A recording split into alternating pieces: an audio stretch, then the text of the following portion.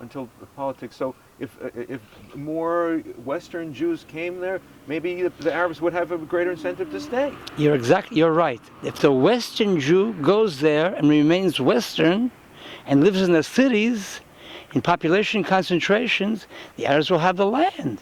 We have to be on the land. We have to disperse for our own good, for the health of our children. You know, it's almost, in my eyes, it's almost illegal to raise a child in a big city. The air is polluted. You're giving the child weakness. He's growing in weakness.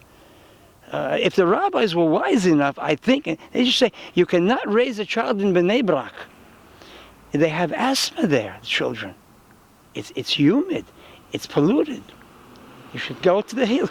15 minutes away from Bnei Brak, you have Tapuah, the mountains. It's a new world. When I go down from Tapuah to Talia, I feel I'm going out of Israel. I really feel it. You're going into the Shephelah. Shephelah means the lowlands. I feel very low in Tel Aviv. It's very low. It's like America to me. When I go to the mountains, I'm in Israel again. Do you feel like you're in the time of the Bible? Very, very close to it. I cannot be as an individual in the time of... Judaism was not given to individuals, it was given to a people. As long as I'm alone as a shepherd, I'll never feel content. I feel other people have to participate and feel what I feel, which is a good thing.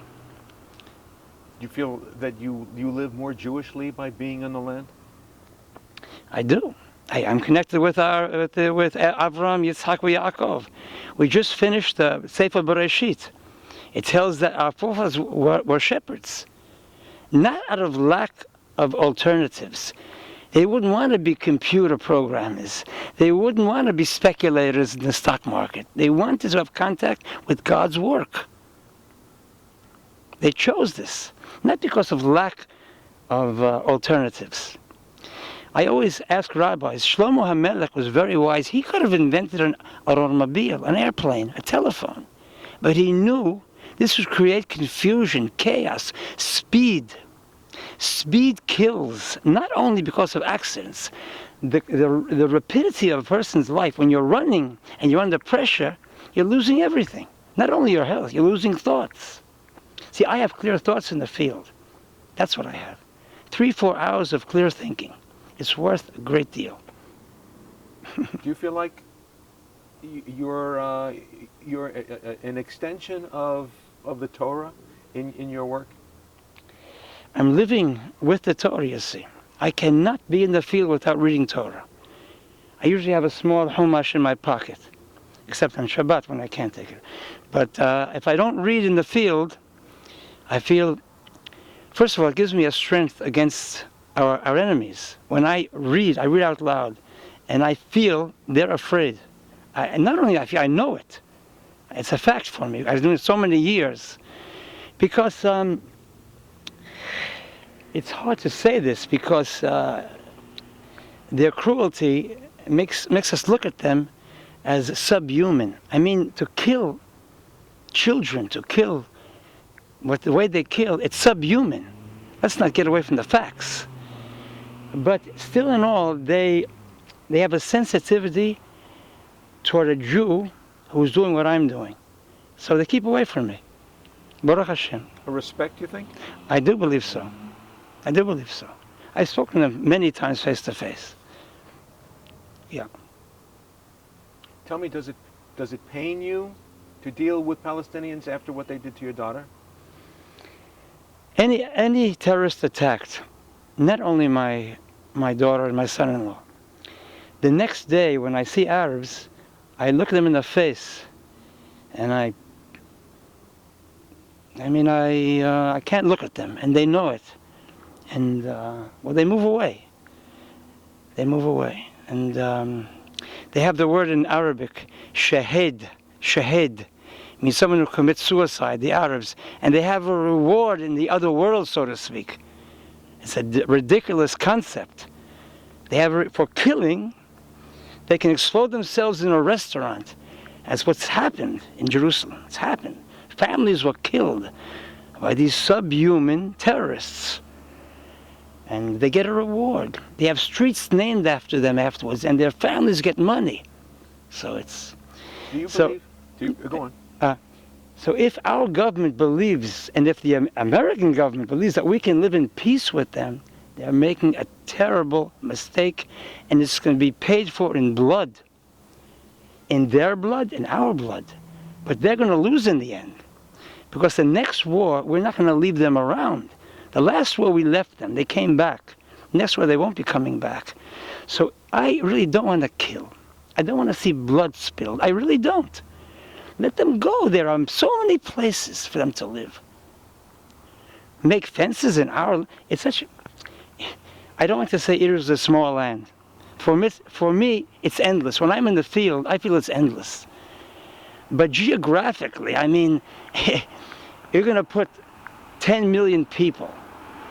If the President of America thinks he's going to put us in a fenced-in area, he should remember the song that I was taught when I was young. Give me land, lots of land, and the starry skies above. Don't fence us in. Don't fence us in, Mr. Obama. You're making a mistake, and it's going to be a terrible mistake when the blood starts to spill. We can't be at peace with these people. Put them at a distance from us. Give them a piece of Texas, maybe. Why can't we be at peace with them? Because they're at our throats. They say it, they're at our throats. They say it very plainly. They want all of Israel. Haifa, Tel Aviv, everything. So they say it very clearly. We're just stupid. We don't absorb the facts. Do you think a land solution, a territorial solution? No, of course not. No, there's no compromise. You can't make compromises. We've lost always when we... What happened in Oslo and all these things? We want to give them, and they actually didn't want to take it. Baruch Hashem. There's no compromising with what God gave us. If God gives us a present, we're going to say half for our enemies. But could the Arabs, you think, live as part of Israel if Israel were to annex the land and keep the people they can't. there? They can't. They can't. They're educated in hate. They're the Quran. They think that the Temple Mount belongs to them because they put a mosque there. And so it's not a territorial issue.